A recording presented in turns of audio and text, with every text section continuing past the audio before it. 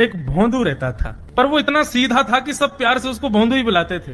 गायों की सेवा करता था और जिस आश्रम में रहता था वहां के गुरुदेव शाम को प्रवचन करते थे तो सबसे पीछे बैठ के सुनता था। भोंदू को लगता था गुरुजी जो बोल रहे हैं ये बिल्कुल सत्य है, इसमें कोई झूठ नहीं है।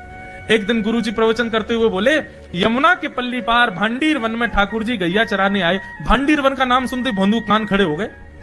भांडीर वन तो मैं जाता हूँ गैया लेके, मुझे तो कभी मिले नहीं वहां पर। अरे मुंह में ही कमी होगी, मुंह में ही सामर्थ्य नहीं होगी उनको देखवे कि मैं ही नहीं देख पाए होंगे, वो तो आते होंगे वहां पे, मुझे ना दिखे होंगे। भोंदू ने पहली बार जिज्ञासा करी, गुरुदेव ठाकुर जी दिखते कैसे हैं? तो गुरुदेव भी हंस गया, अच्छा भोंदू पूछ रहा है, बैठ जाओ बताते हैं। मोर मुकुट पहनते हैं ठाकुर जी, और बोले 2 कान हैं लेकिन कुंडल एक ही पहनते हैं। ठाकुर जी ऐसे पुष्प तोड़ के कान के ऊपर लगा लेते हैं, दोनों कानों में एक ही कुंडल को फेर फेर के पहनते। ठाकुर जी पीली पीताम्बरी, ऐसी ठाकुर जी पीली पहनते, पीली पीताम्बरी। माला कैसी पहनते हैं? ठाकुर जी ऐसी पहनते हैं पूरी पैरों तक जाए। ये देखो गुरु जी कह रहे हैं तो निश्चित है भांडीर वन में आते हैं ठाकुर जी। भोंदू अपनी गैया लेकर के भांडीर वन पहुंच गया। गैया चल रही थी, अब भोंदू ढूंढ रहा है, कभी वृक्ष के नीचे जाके देखे, कभी कहीं देखे, कभी ढूंढे कहीं से चंदन की सुगंधी आ जाए। गुरुजी बता रहे थे उनमें से चंदन की सुगंधी आती है, क्या पता कन्हैया यहीं कहीं हो। इतने भाव से, इतने प्रेम से और इतने भोलेपन से ढूंढने लगा ठाकुर जी को, और ठाकुर जी नहीं मिलते ना तो अपने आप को ही कोसता, मुंह में योग्यता ना होगी, यही मारे ना मिल रहे, ठाकुर जी तो यही है। गुरु जी की बात गलत नहीं है, ठाकुर जी तो यही है। उसके उस सहज भाव पर, उसके उस सरल भोंदू पने पर ठाकुर जी रीझ गए। और इतने में ही भोंदू हताश, निराश, उदास बैठा था, खुद को कोस रहा था, मुंह में योग्यता ना है, मुंह ठाकुर जी मिलना ही रहे। इतने में ही देखा सामने से असंख्य गायों का झुंड आ रहा है, और भोंदू ने जैसी उन गायों को देखा, ऐसी गाय कभी देखी नहीं, अलग गाय, सींग चमक रहे हैं, सींगों के ऊपर के भाग में सोने चांदी मढ़े हुए हैं, ऐसी ऐसी सुंदर सुंदर तंदुरुस्त गैया। तभी देख रहा है भोंदू, पीताम्बरी पहनी है, गले में वैजंती माला धारण की है, सिर पर पाग पहनी है, एक कान में कुंडल है, मंद मंद मुस्कुरा करके दतुइयां दिखा रहे हैं, कटाक्ष नेत्रों से कभी इधर देख रहे हैं, कभी उधर देख रहे हैं, अपनी वेणु को कमर में कस करके गैयाओं के गले में गलवैया डाल करके श्याम सुंदर भोंदू की तरफ चलते भय आ रहे हैं। ये दृश्य देख करके हाथ पांव कांपने लगे भोंदू के। उसको लगा मेरे पास तो आएंगे ही नहीं, है वहीं से मुड़ जाएंगे, अब मैं उनके पास जाके उनको असहज नहीं करूंगा, यहीं से देख लूं, यहीं से प्रणाम कर लूं। लेकिन जैसे जैसे प्रणाम करके ऊपर देखता, ठाकुर जी और पास आ रहे हैं, और पास आ रहे हैं, और पास आ रहे हैं। जैसे ही ठाकुर जी आकर के बैठे, भोंदू के पास शब्द नहीं है, हाथ पैर कंपित हो रहे हैं, उसको सूझ ही नहीं रहा करूं क्या मैं, इनके लिए क्या बिछाऊं, कहां बैठाऊं। ठाकुर जी ने अपने आप ही भोंदू के गले में हाथ डाली, अरे तेरा नाम कहा है? जैसे ही ठाकुर जी ने नाम पूछा, भोंदू अपना ही नाम भूल गया, बोले मुझे याद ही नहीं मेरा नाम क्या है, पर प्रेम से सब लोग मुझे भोंदू बुलाते हैं। अब तो भोंदू नाम सुनते ही ठाकुर जी ताली दे दे के हंसने लगे, तेरा नाम भोंदू है? बोले हाँ मेरा नाम भोंदू है। और ठाकुर जी आपको अच्छा लगो? बोले हाँ बहुत अच्छा लगो। आपको नाम कहा है? ठाकुर जी बोले तुम वो ना जाने? बोले जानू तो ना हूं, लेकिन गुरु जी ने जैसो रूप बताया वैसो ये आपको, तो आप कहीं नंद नंदन तो नहीं हो? ठाकुर जी बोले हाँ मैं नंद नंदन नहीं हूँ, यशोदा जी को लाला, नंद जी को लाला। भोंदू बोलो जय हो भगवान, आज आपके दर्शन है गए। गुरु जी और सब बालकन को तो आप शायद रोज ही मिलते होंगे, लेकिन मैं ही अभागो, मुँह को आप आज ही मिले हो। ठाकुर जी बोले अब चल बात मत बनावे, जल्दी कछु खवा, मुँह को भूख लग रही है। भोंदू एक कपड़े में रोटी बांध के उसमें मिर्च और गुड़ रख करके लेके गया।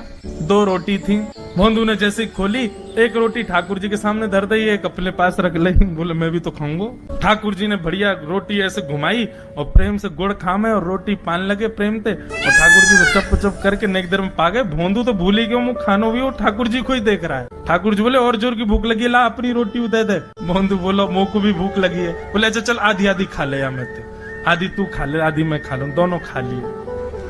कल तो नेक्स्ट से ज्यादा सी रोटी ले आइयो, भूख ज्यादा लगे, और सुन यही समय आइयो, मिलूंगा कल भी तोते। ठाकुर जी अपने मार्ग पर चले गए। भोंदू इतना प्रसन्न है, बोले आज मुझको ठाकुर जी मिल गए। गुरुदेव के प्रवचन का समय होगा, भोंदू पीछे जाके बैठ गया।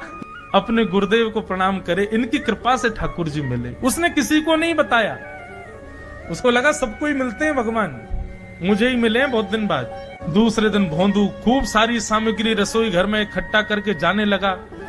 किसी ने जाके गुरुदेव से कह दिया कि भोंदू बहुत सारी सामग्री ले जा रहा है। गुरुदेव ने जाके कही, भोंदू इतनी सामग्री ले जा रहा हो भैया, वो भंडारो करेगो का? नहीं गुरुजी, भंडारो तो नहीं करूंगा, वो नंद नंदन नाम है, वो यशोदा नंदन मदन मोहन, वो अपनी गैया चरा के आए, कल भी आए, मेरी रोटी खा गए, मैं भूखो ही रहेगो कल, या हमारे ज्यादा सी ले जा रहा हूँ, बेचारे बहुत भूखे आए कल कि उनको पेट भर जाएगा, मैं भी पा लूंगा, या हमारे गुरुजी आज ज्यादा सामग्री ले जा रहा हूँ। गुरुदेव ने मन में सोचा, ये बात कोई और कहे तो अविश्वास किया जा सकता है, लेकिन भोंदू झूठ नहीं बोलता, भोंदू कभी झूठ नहीं बोलता, भोंदू की बात पर विश्वास करना ही पड़ेगा। गुरुदेव बोले, सुन ठाकुर जी आए थे? बोले हाँ। अच्छा, उनका रूप कैसा था? जैसा रूप आपने बताया था ना गुरुजी, बिल्कुल वैसा, ऐसे कटाक्ष नेत्र, मोती जैसे दांत, ठाकुर जी की मुस्कान ऐसी, पाग ऐसी, कान ऐसे। गुरुदेव के तो नेत्र बंद हो गए, वे सब अनुभव करने लगे, लेकिन गुरुदेव बोले, रूप कैसा भी बता दे, चरण यदि इसने बता दिए तो मैं मान जाऊंगा कि ठाकुर जी थे। अच्छा, तूने चरण देखे? बोले हाँ गुरुजी, मैंने चरण देखे। चरण कैसे थे? ठाकुर जी के चरण जब वो चल करके आगे बढ़ते हैं ना, तो चिन्ह बन जाते हैं, कहीं ध्वजा बनी थी, कहीं शंख बना था, कहीं कुछ बना था, और उनके जो नखून है ना, उनमें से ऐसा लगता है मानो जैसे कोमल का पराग हो, कमल का पराग हो, और चरणों का रंग कैसा, जैसे मानो जैसे गुरुदेव कमल होता है ना, कमल की आकृति, ऐसे ठाकुर जी के चरण। जब चरण का यथावत वर्णन भोंदू ने कर दिया, गुरुदेव समझ गए, बोले निश्चित ठाकुर जी आते। नहीं तो भोंदू कहाँ जाने, इतनी बुद्धि नहीं है उस पे कि वो इतना सब कुछ ढूंढ धाड़ के मुझे बताए। भोंदू एक काम करेगा? बोले हाँ।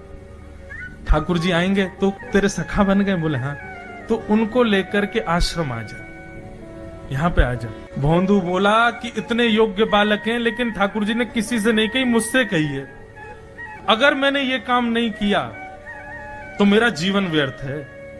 भोंदू को लगा ठाकुर जी सबसे ही मिलते हैं, गुरु जी किसी से भी कह के बुलवा लेते, मुझको काम दिया। भोंदू ने तो उसको अपने हृदय में ले लिया, अब ये काम मुझे करना है। बोले गुरुजी, मैं वचन दे के जा रहा हूँ, ठाकुर जी को मैं लेके आऊंगा। जा बेटा। भोंदू वन में चला गया। अब तो उसको मिलने की भी एक्साइटमेंट नहीं है, और कोई उसके मन में भाव ही नहीं है, उसको ये है बस ठाकुर जी को मैं ले जाऊं। जा करके बैठा, ठाकुर जी अपनी गैया चराते भये, ठाकुर जी आए, रूप देख करके फिर से भावुक हो गया भोंदू। ठाकुर जी आकर के बैठ गए, बोले चल जल्दी निकाल रोटी, भूख लगी है मुंह को। भोंदू सजाता जा रहा है थाली, ठाकुर जी को देता जा रहा है। बोले जय जय, एक प्रार्थना करूं? बोले करो। आप मेरे संग मेरे सखाओ ना आप? बोले हाँ तेरो सखाऊं, तो मेरी बात मानोगे? बोले कहा, आप मेरे संग आश्रम चलो गुरु जी के पास। ठाकुर जी रोटी पाते जा रहे, ठाकुर जी ने अनसुनी कर दी बात। बोले जय जय कछु कहो ना, आप चलोगे ना? ठाकुर जी बोले हम तेरे सखा हैं, तेरे गुरु जी के सखा नहीं है। तू मोते मिल, तू मेरे संग खा, तू मेरे संग रहे, तू कछु कर, तो कुछ सब अधिकार है, लेकिन ये हम गुरु जी ते मिल बातें मिल, ये सब हम नहीं करेंगे। हम बस तेरे सखा हैं, तो ये जाने और कोई ये ना जाने। ए जय जय ऐसे मत कहो ना, वे नहीं बताते तो मैं तो आपको देख ही नहीं पाता, मैं तो आपको जानता ही ना हूं। उनने ही तो मुझको बताई कि आप भांडीर बनाते हो, आपका रूप ऐसा है, उनने कृपा करके मुझको आपसे मिलवाए हो, वही हमारी मित्रता के मूल आधार है, उनसे तो मिलवे चलो ना। ठाकुर जी बोले देख ज्यादा जिद मत करे, हमने तो उसे एक बार कह दी हम नहीं जाएंगे नहीं जाएंगे नहीं जाएंगे। ठाकुर जी रोटी पा रहे थे तो भोंदू ने हाथ से रोटी और छनाई, बोले ये भी दो, ये भी गुरु जी की है, लाओ ये मिर्च गुड़ सब दो, ये सब गुरु जी को, ये भी मत खाओ। और सुनो, यदि हमारे गुरु जी से आपको प्रेम नहीं है तो हमको आपसे प्रेम नहीं है। कल ते अपनी गैयान को लेके कहीं और चरावे जाओ, होंगे तुम नंदन अपने गांव के, मेरे गुरुजी के पास नहीं जाओगे। और सुनो, ये मुंह में जो रोटी रखी यू को उगल ले आओ, ये भी गुरुजी की रसोई में बनी है, हमारे गुरुजी से नहीं मिलेंगे। ठाकुर जी बोले अरे भोंदू ने रुक तो, नहीं नहीं नहीं अब तो मैं सुनूंगा ही नहीं, आपने ऐसे कैसे कह दी नहीं जाएंगे, 3 बार नहीं जाएंगे नहीं जाएंगे। और ये भांडीरवन मेरो है, मैं यहाँ गैया चरावे आऊं, कल से अगर तुम और तुम्हारी गैया दिख गई मुंह को तो तुम्हारी गैया को लेके मैं चलो जाऊंगा आश्रम, फिर तुम्हारी मैया बाबा तुमको मारेंगे। ठाकुर जी बोले अरे भोंदू इतना नाराज? बोले यदि मुंह से मित्रता रखनी है तो मुंह को वचन देना पड़ेगा कि आप आश्रम चलोगे, और अगर आपने फिर से नहीं कही तो मैं जा रहा हूँ वापस, और कभी आपको मुख नहीं देखूंगा, अपना मुख नहीं दिखाऊंगा। ठाकुर जी बोले इस मुख को देखने के लिए या संग के लिए लोग पता हो तो कितनी तपस्या करें। बोले जो तपस्या करें उनको मुबारक तुम, मोको ना चाहिए, मो ना मिलनो तुमते, मो कोई गरज ना पड़ रही तुमते, आज तक नहीं मिले, कल ही तो मिले हो मोते, वो भी गुरुदेव की कृपा से मिले हो, जाओ मत मिलियो, मुझे ना चाहिए तुम। ठाकुर जी बोले मैं तो ना जाऊंगा, मैं तो तेरे पास ही रहूंगा। बोले तुम मत जाओ, मैं जा रहा हूँ। कि जाने लगा वापस। भोंदू, ठाकुर जी पुकार रहे हैं भोंदू, मानो जैसे त्रिलोकी लेके जा रहा है वो ठाकुर जी की, जैसे मानो पूरा ऐश्वर्य ठाकुर जी का ले जा रहा हो। अरे भोंदू ने रुक तो जा। भोंदू बोला अपना मुख भी नहीं दिखाऊंगा यदि आप नहीं चलोगे तो। भोंदू थोड़ी दूर गया, ठाकुर जी को लगी वापस आ जाएगा, थोड़ी और दूर गया, लगा अब आ जाएगा, लेकिन जब भोंदू दिखना बंद हो गया, हमारे ठाकुर जी विचलित हो गए, दौड़े भोंदू की तरफ। ठाकुर जी दौड़ करके गए और जाकर के भोंदू के पित्ती पे चढ़ गए। बोले ले चल अपने गुरुदेव के पास, चलूंगा तू जहां कहेगो, लेकिन तो दूर नहीं जान दूंगा। और भोंदू ठाकुर जी को ऐसे ऊपर चढ़ा करके लेकर के आश्रम जा रहा है। गुरुदेव आकर के खड़े हो गए और मन में बस विचार कर रहे थे, हाथ पांव कांप रहे थे, बोले ठाकुर जी आएंगे कि नहीं। इतने में ही भोंदू आया और तभी देखा भोंदू के पिद्दी पर ठाकुर जी टंगे भय आ रहे हैं। आज गुरुदेव ने जाकर के पहले भोंदू को प्रणाम किया, बोले जय हो, धन्य है। इतनी तपस्या की, इतना भजन किया, घर परिवार त्याग दिया, वैराग्य त्याग सब हमारे जीवन में, तब भी ठाकुर जी नहीं मिले। लेकिन वारे भोंदू, तेरी सरलता, तेरी सहजता, तेरा ये निर्मल भाव कि ठाकुर जी तेरे अधीन होके यहाँ आश्रम तक चले।